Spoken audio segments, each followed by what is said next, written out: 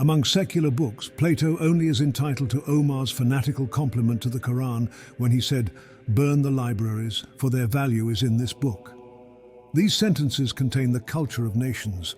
These are the cornerstone of schools. These are the fountainhead of literatures. A discipline it is in logic, arithmetic, taste, symmetry, poetry, language, rhetoric, ontology, morals, or practical wisdom. There was never such range of speculation. Out of Plato come all things that are still written and debated among men of thought. Great havoc makes he among our originalities. We have reached the mountain from which all these drift boulders were detached. The Bible of the learned for 2,200 years.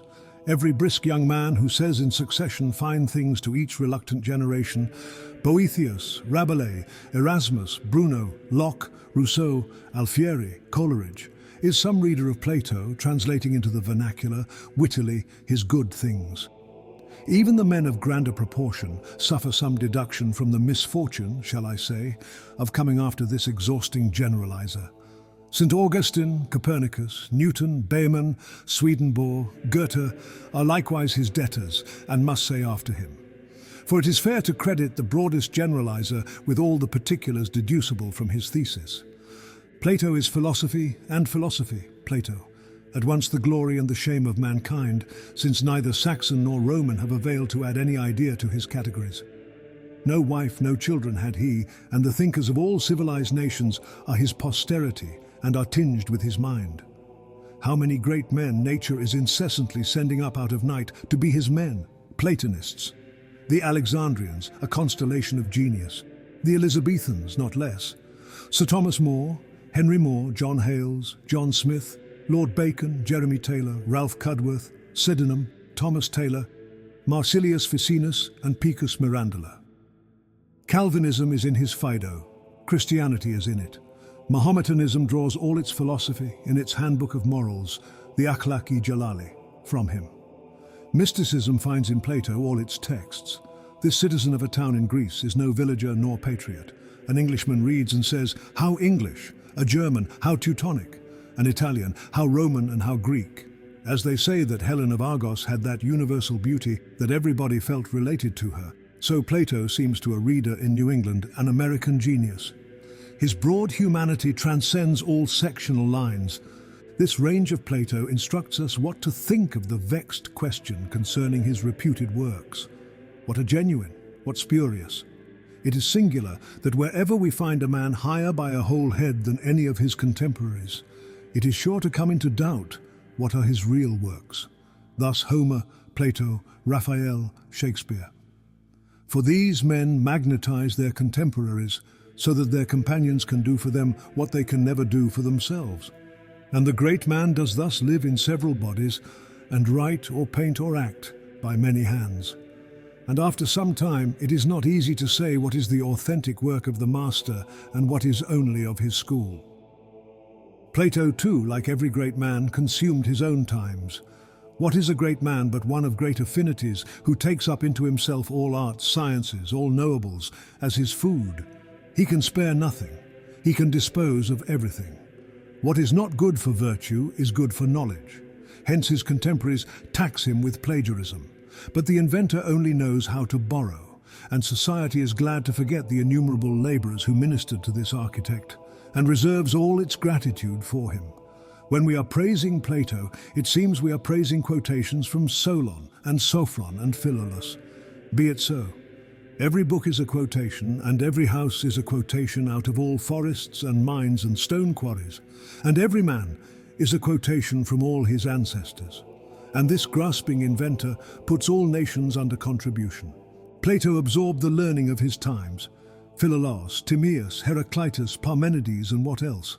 Then his master, Socrates, and finding himself still capable of a larger synthesis, beyond all example then or since, he travelled into Italy to gain what Pythagoras had for him, then into Egypt, and perhaps still farther east to import the other element which Europe wanted into the European mind.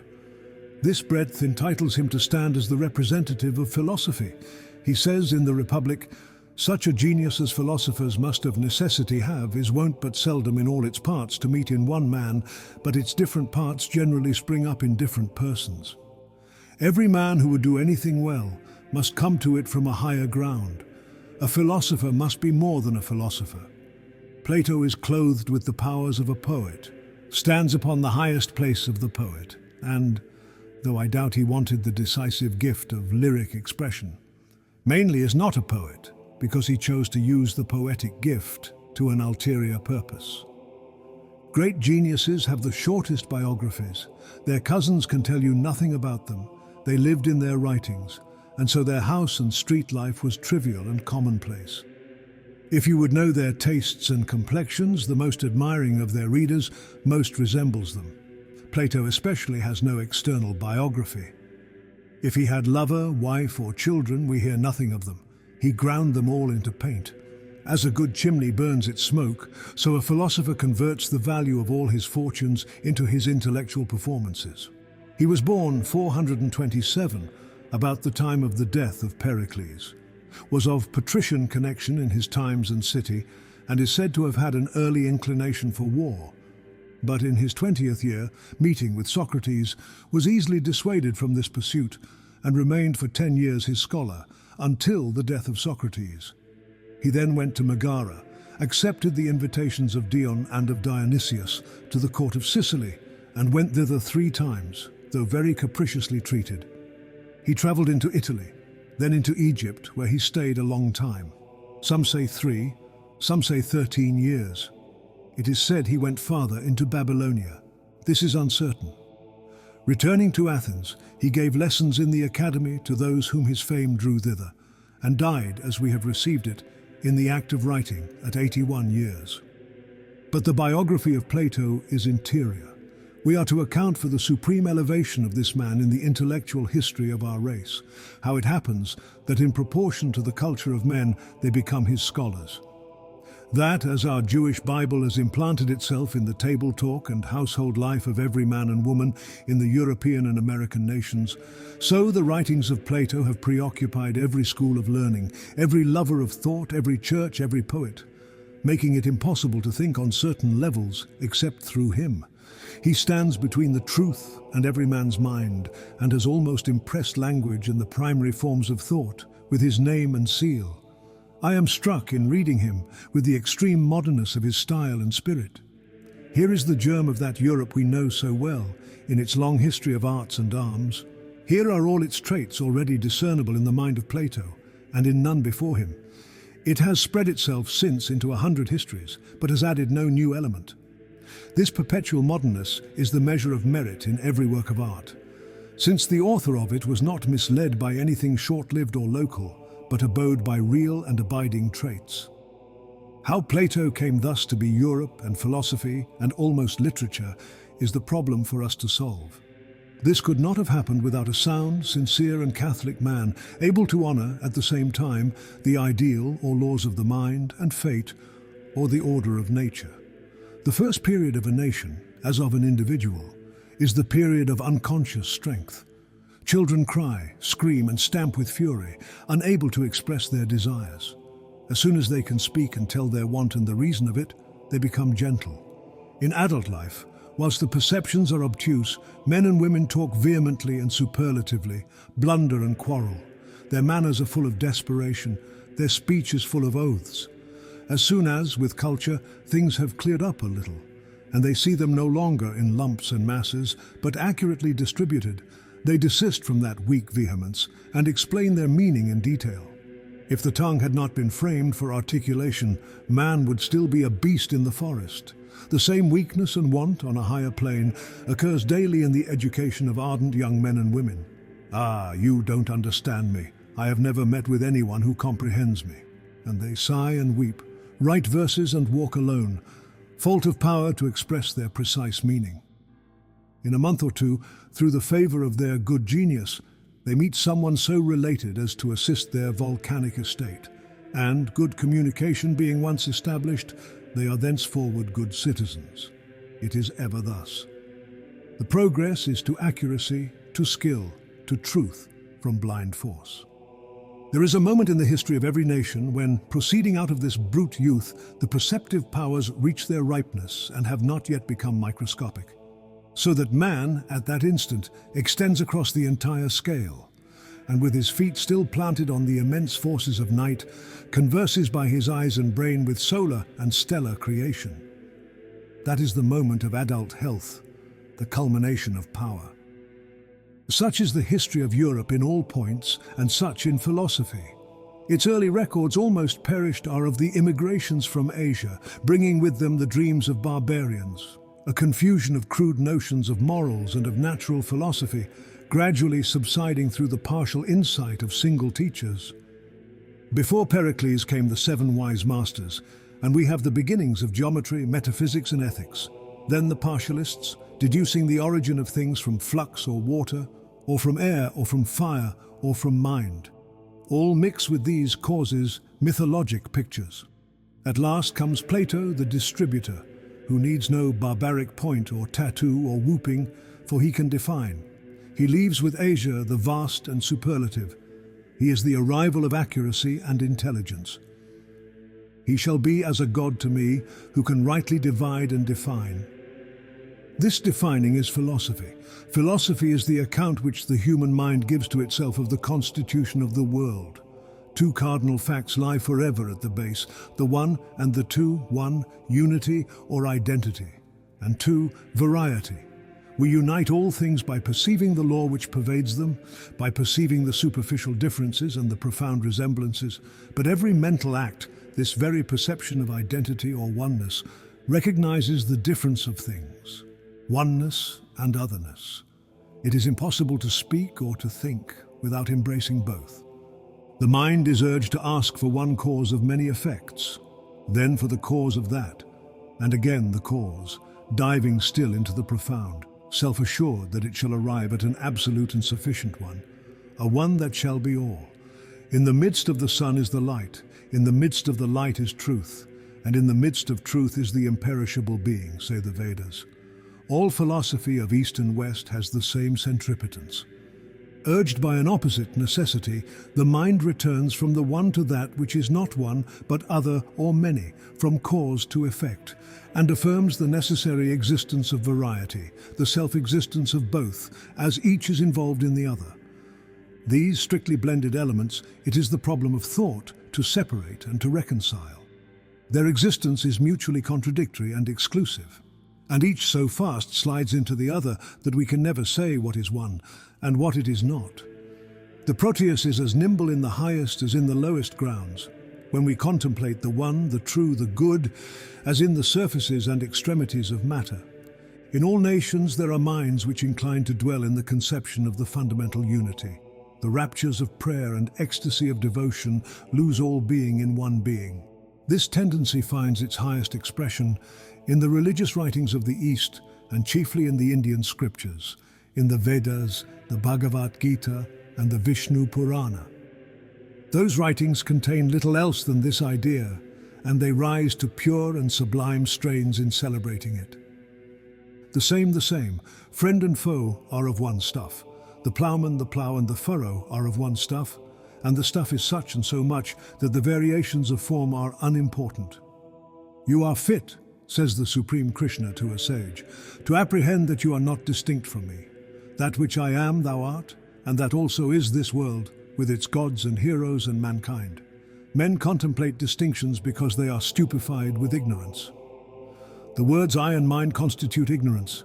What is the great end of all, you shall now learn from me. It is soul, one in all bodies, pervading, uniform, perfect, preeminent over nature, exempt from birth, growth and decay, omnipresent, made up of true knowledge, independent, unconnected with unrealities, with name, species and the rest, in time past, present and to come.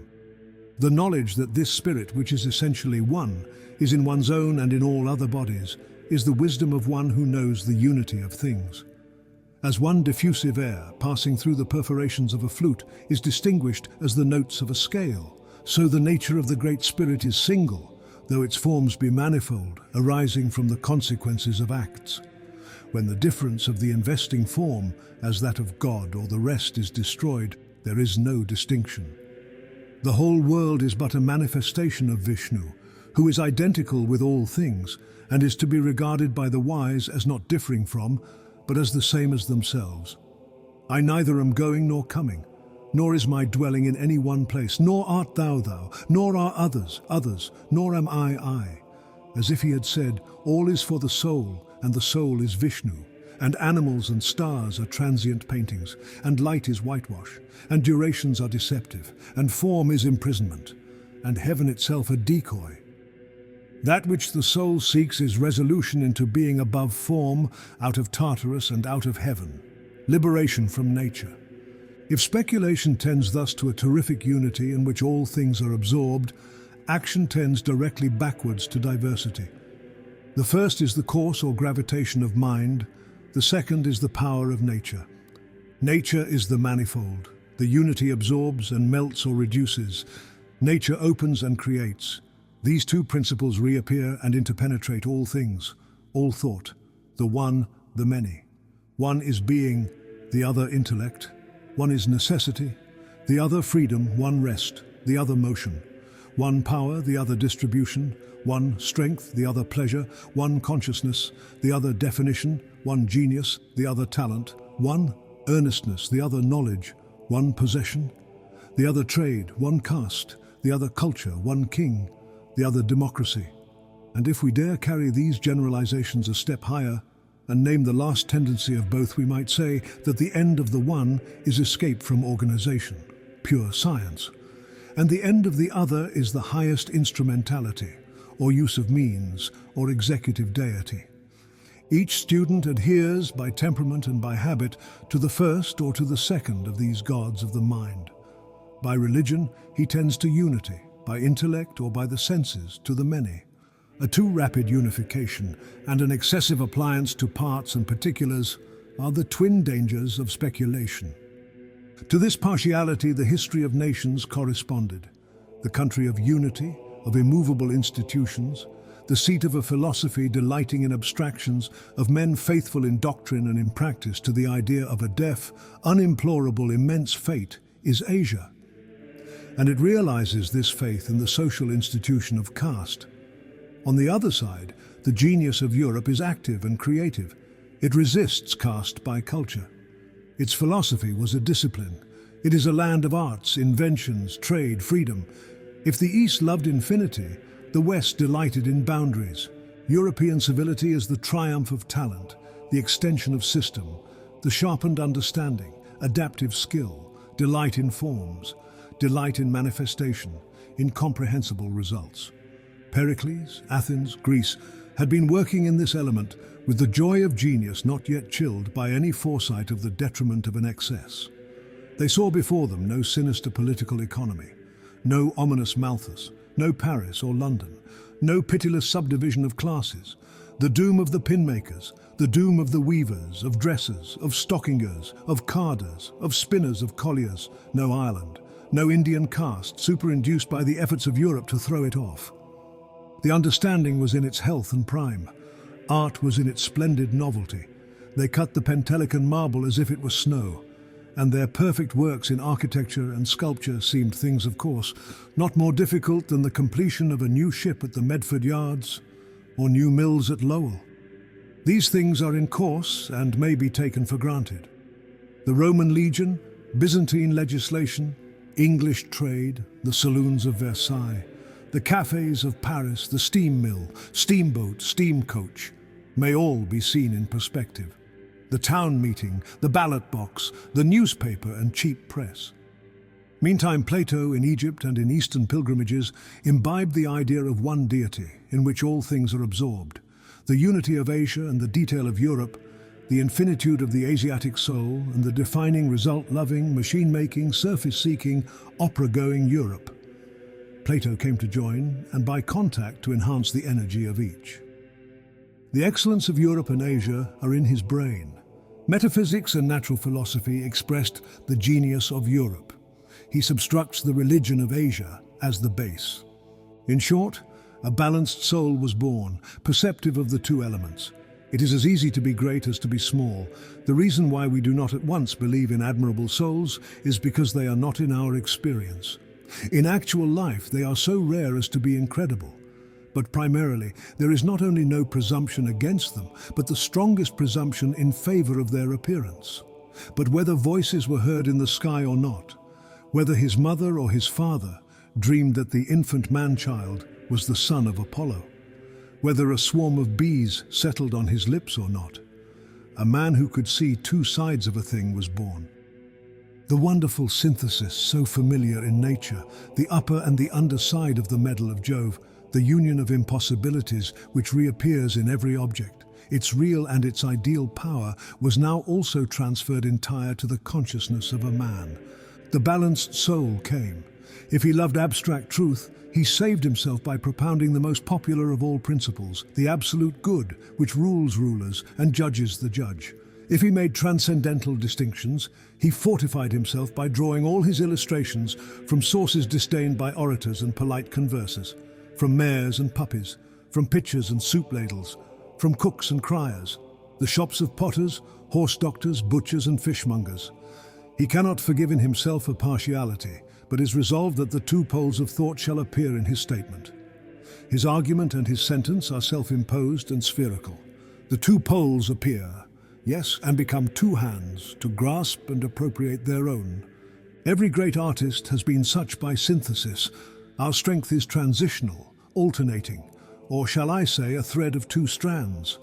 The seashore, sea seen from shore, shore seen from sea, the taste of two metals in contact, and our enlarged powers at the approach and at the departure of a friend. The experience of poetic creativeness, which is not found in staying at home, nor yet in travelling, but in transitions from one to the other, which must therefore be adroitly managed to present as much transitional surface as possible. This command of two elements must explain the power and the charm of Plato. Art expresses the one or the same by the different. Thought seeks to know unity in unity, poetry to show it by variety, that is always by an object or symbol. Plato keeps the two vases, one of ether and one of pigment, at his side, and invariably uses both. Things added to things, as statistics, civil history, are inventories. Things used as language are inexhaustibly attractive. Plato turns incessantly the obverse and the reverse of the medal of Jove. To take an example, the physical philosophers had sketched each his theory of the world, the theory of atoms, of fire, of flux, of spirit, theories mechanical and chemical in their genius. Plato, a master of mathematics, studious of all natural laws and causes, feels these as second causes to be no theories of the world but bare inventories and lists. To the study of nature he therefore prefixes the dogma. Let us declare the cause which led the supreme ordainer to produce and compose the universe. He was good, and he who is good has no kind of envy. Exempt from envy, he wished that all things should be as much as possible like himself. Whosoever, taught by wise men, shall admit this as the prime cause of the origin and foundation of the world will be in the truth. All things are for the sake of the good, and it is the cause of everything beautiful. This dogma animates and impersonates his philosophy. The synthesis which makes the character of his mind appears in all his talents. Where there is great compass of wit, we usually find excellencies that combine easily in the living man, but in description appear incompatible. The mind of Plato is not to be exhibited by a Chinese catalogue, but is to be apprehended by an original mind in the exercise of its original power. In him, the freest abandonment is united with the precision of a geometer. His daring imagination gives him the more solid grasp of facts, as the birds of highest flight have the strongest ala bones.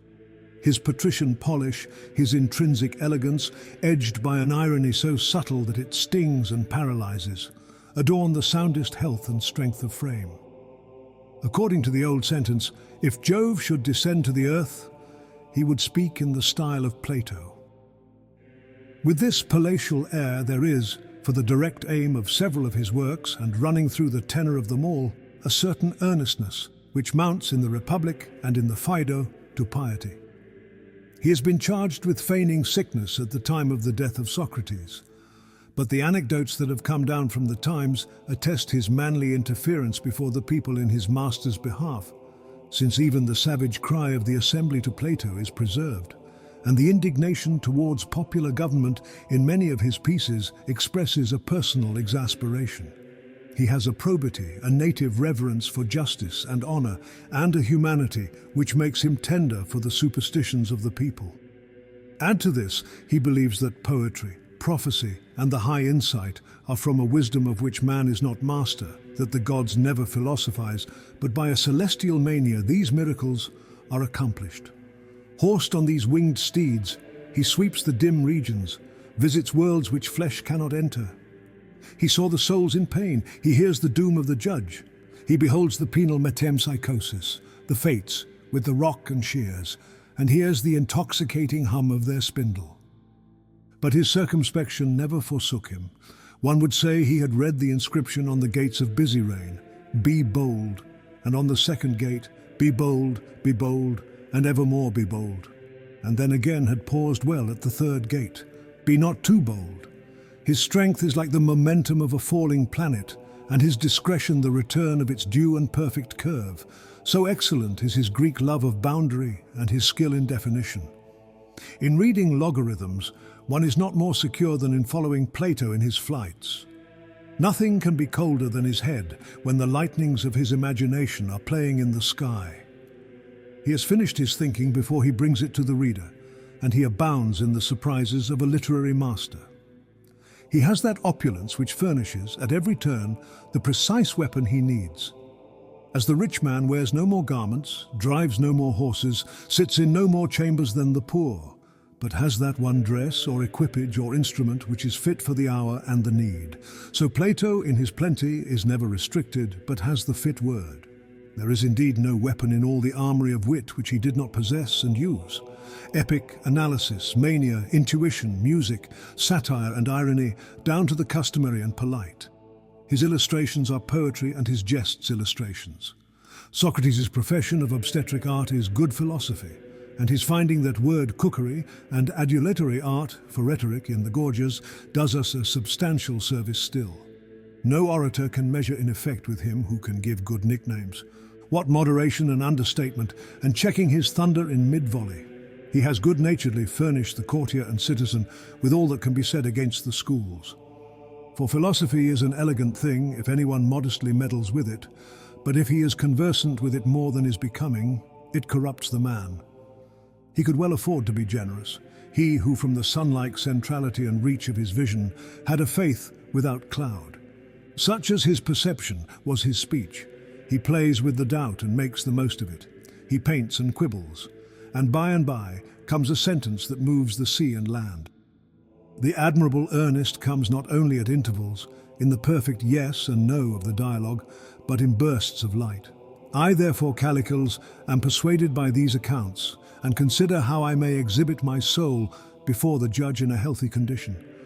Wherefore, disregarding the honours that most men value, and looking to the truth, I shall endeavour in reality to live as virtuously as I can, and when I die, to die so.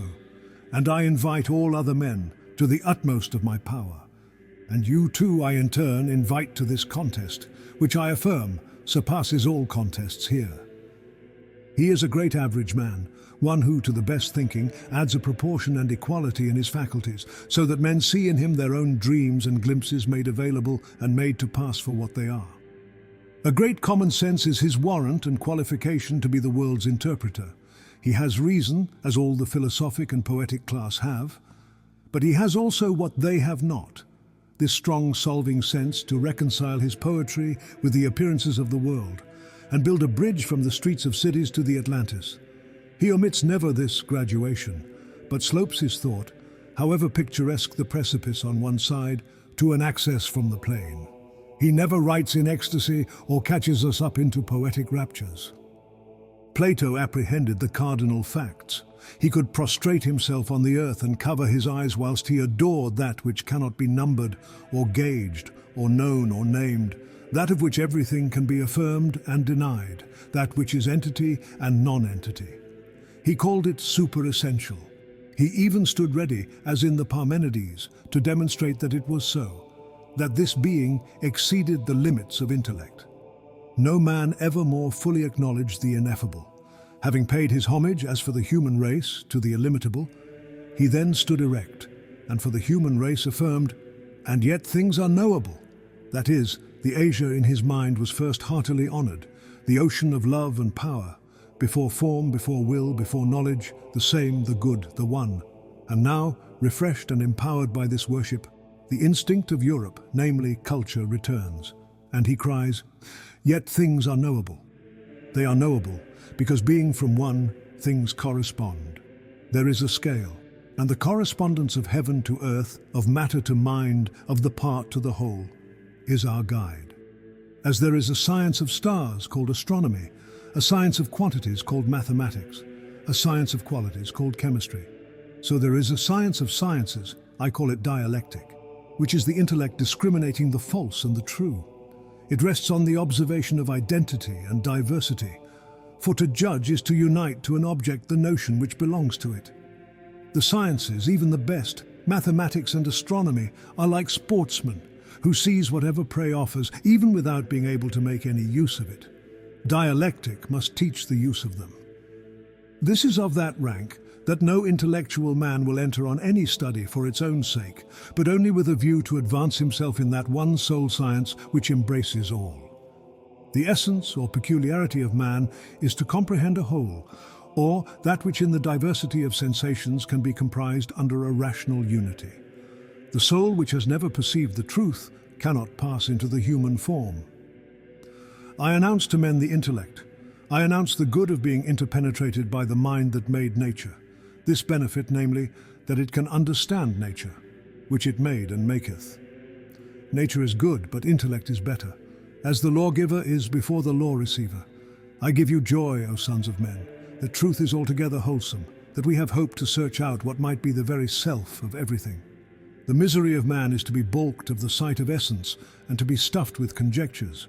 But the supreme good is reality, the supreme beauty is reality, and all virtue and all felicity depend on this science of the real. For courage is nothing else than knowledge. The fairest fortune that can befall man is to be guided by his demon to that which is truly his own. This also is the essence of justice, to attend everyone his own.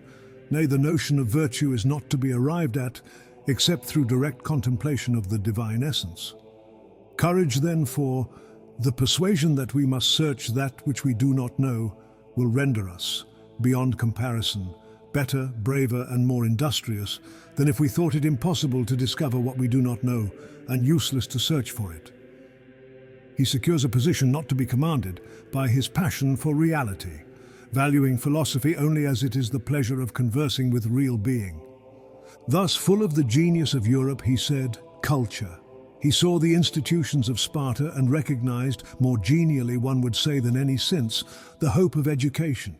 He delighted in every accomplishment, in every graceful and useful and truthful performance, above all in the splendors of genius and intellectual achievement. The whole of life, O Socrates, said Glauco, is with the wise the measure of hearing such discourses as these.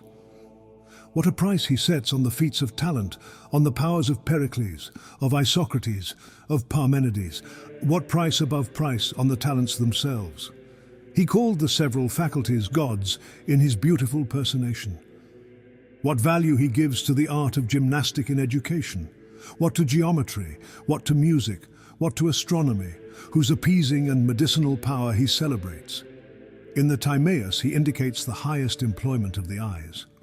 By us it is asserted that God invented and bestowed sight on us for this purpose, that on surveying the circles of intelligence in the heavens, we might properly employ those of our own minds, which, though disturbed when compared with the others that are uniform, are still allied to their circulations. And that having thus learned, and being naturally possessed of a correct reasoning faculty, we might, by imitating the uniform revolutions of divinity, set right our own wanderings and blunders. And in the Republic, by each of these disciplines a certain organ of the soul is both purified and reanimated, which is blinded and buried by studies of another kind, an organ better worth saving than 10,000 eyes, since truth is perceived by this alone. He said culture, but he first admitted its basis, and gave immeasurably the first place to advantages of nature.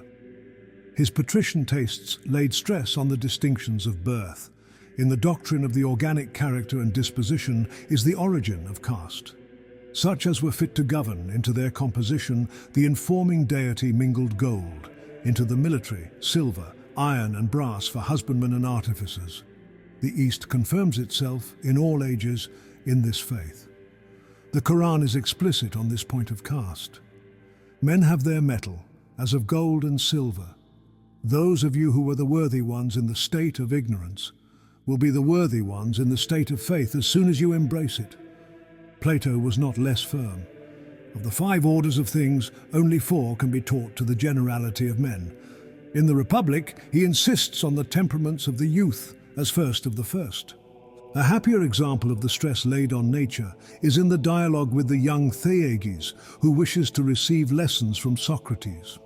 Socrates declares that if some have grown wise by associating with him, no thanks are due to him, but simply, whilst they were with him they grew wise, not because of him. He pretends not to know the way of it. It is adverse to many, nor can those be benefited by associating with me whom the demon opposes, so that it is not possible for me to live with these. With many, however, he does not prevent me from conversing, who yet are not at all benefited by associating with me. Such, O Theages, is the association with me. For if it pleases the God, you will make great and rapid proficiency. You will not if he does not please. Judge whether it is not safer to be instructed by someone of those who have power over the benefit which they impart to men, than by me who benefit or not, just as it may happen. As if he had said, I have no system, I cannot be answerable for you. You will be what you must. If there is love between us, inconceivably delicious and profitable will our intercourse be. If not, your time is lost, and you will only annoy me.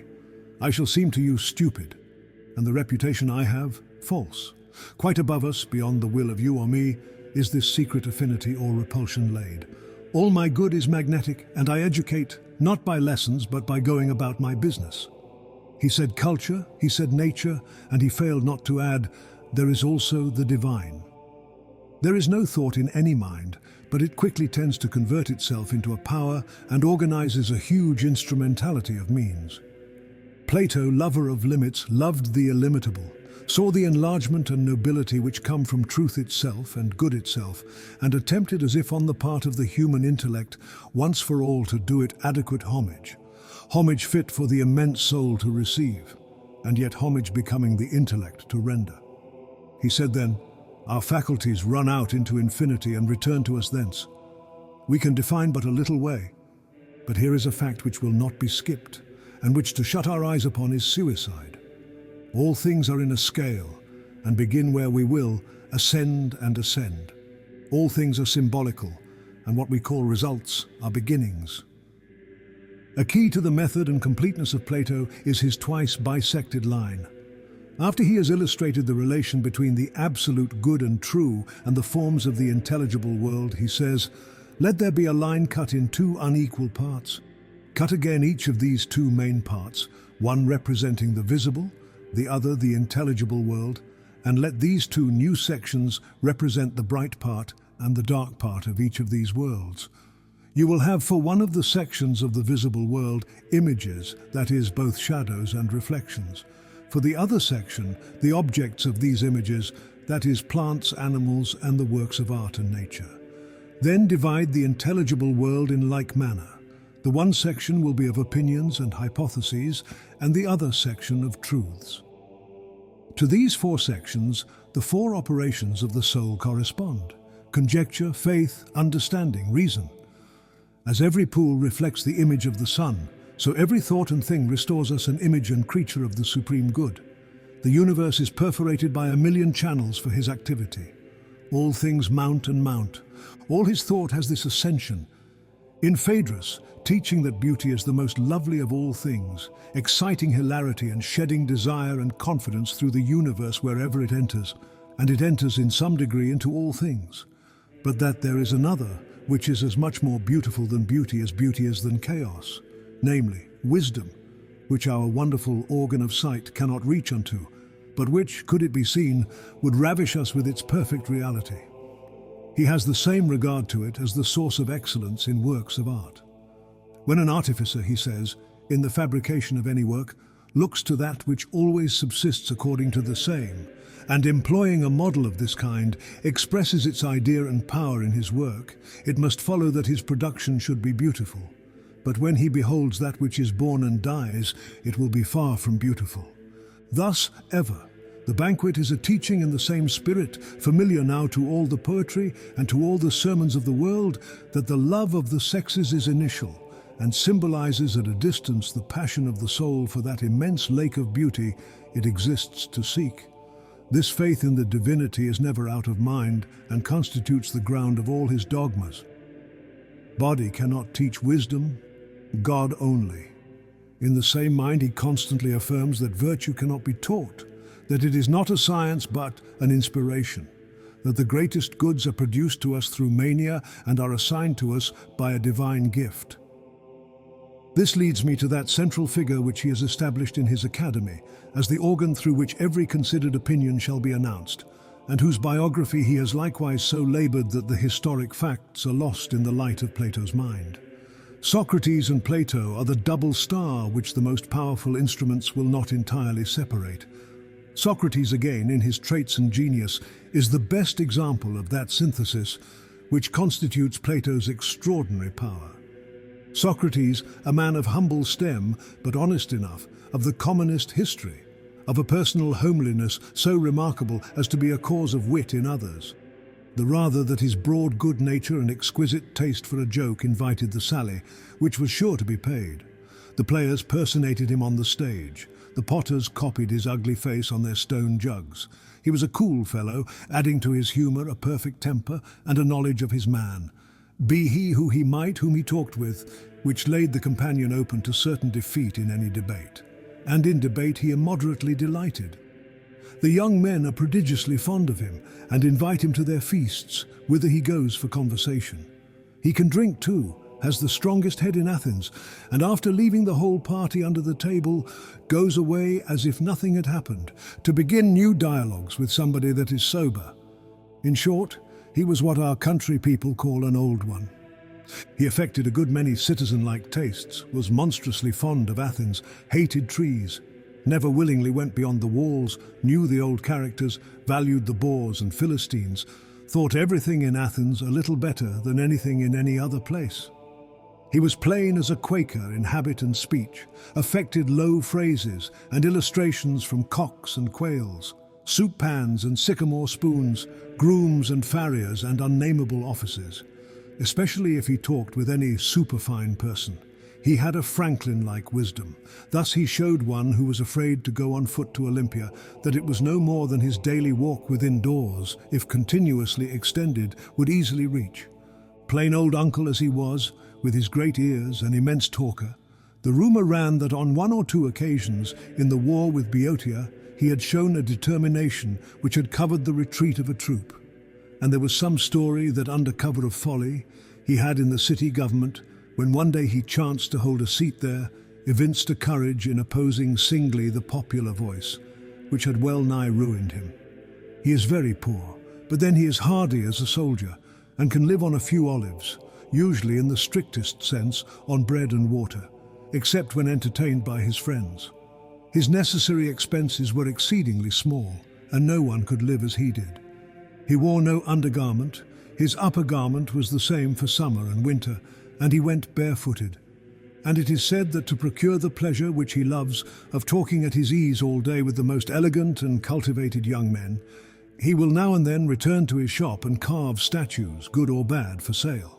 However that be, it is certain that he had grown to delight in nothing else than this conversation, and that, under his hypocritical pretense of knowing nothing, he attacks and brings down all the fine speakers, all the fine philosophers of Athens, whether natives or strangers from Asia Minor and the islands. Nobody can refuse to talk with him. He is so honest and really curious to know. A man who was willingly confuted if he did not speak the truth, and who willingly confuted others asserting what was false, and not less pleased when confuted than when confuting, for he thought not any evil happened to men of such a magnitude as false opinion respecting the just and unjust.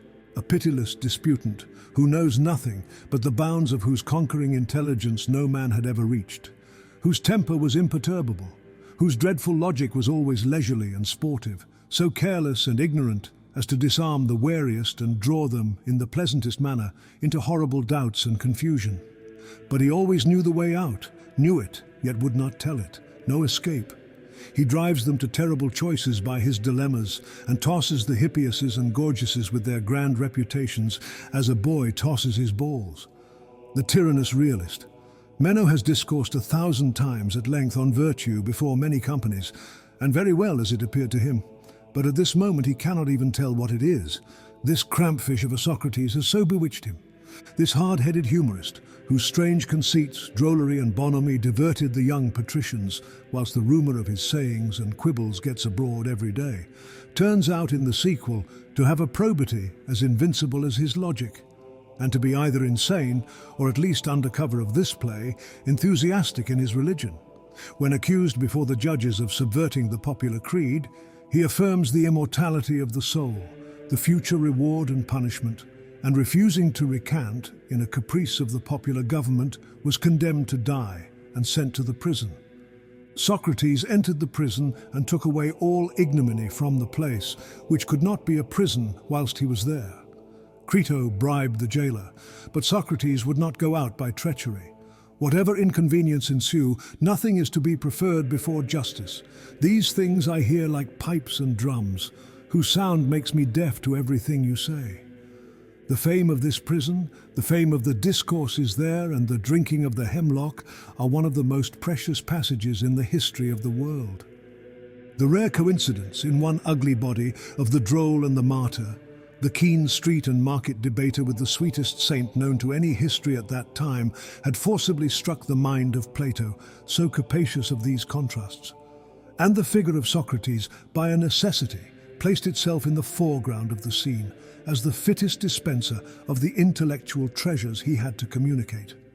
It was a rare fortune that this Aesop of the mob and this robed scholar should meet, to make each other immortal in their mutual faculty. The strange synthesis in the character of Socrates capped the synthesis in the mind of Plato.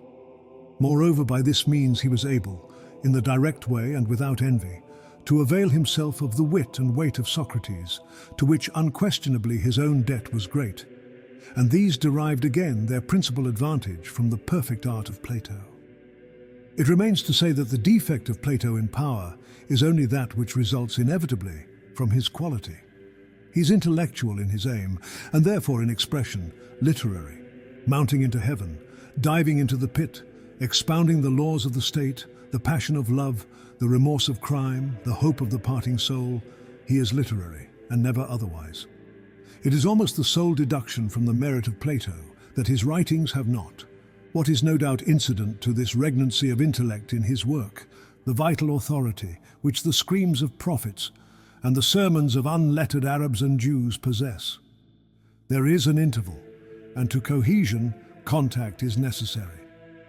I know not what can be said in reply to this criticism, but that we have come to a fact in the nature of things.